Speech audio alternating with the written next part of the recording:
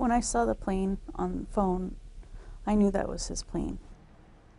Her husband was one of 5 people killed in a mid-air collision near Brown Field 2 weeks ago.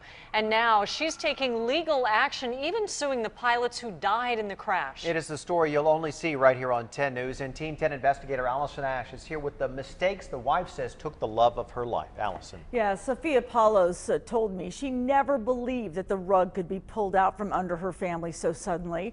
Her husband Carlos flew all the time and felt safe. And then this happened. It all just makes me sad. Because I miss him so much. The pain is still fresh for Sophia Palos after losing her high school sweetheart, her husband, and the father of her 14-year-old son in one terrible moment. Carlos was one of 3 BAE employees on board this Sabreliner jet when it collided midair with a Cessna. He shot this video aboard the flight just hours before it crashed. It's my last image of him, so I'll take it, because it's all I have. Sophia shared other mementos of Carlos, pictures with their son Brandon, letters the two of them got in the mail one day after the crash. We were both crying when we read them, but it was special to get him. The only things she was able to retrieve from the crash site was her husband's wedding band and what was left of his cell phone. Her mother actually found a piece of the plane at that same spot. She was just walking around, and on a little bitty rock, there was a little pile of debris.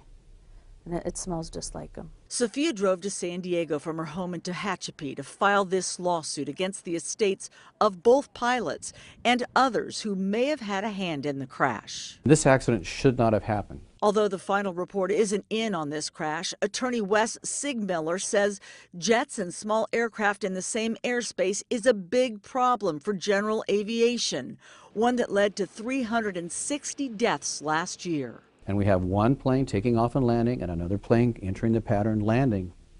Recipe for disaster. Disaster for Sophia Palos and her son, who now find themselves holding on to the happy times in these pictures and hoping death came quickly to Carlos. I hope he didn't hurt. I hope he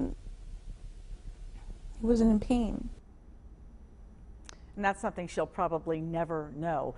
The lawsuit was filed late this afternoon, and Sophia Palos' lawyer told me that if the investigation finds the air traffic controllers were negligent, then the federal government could also be added to this lawsuit.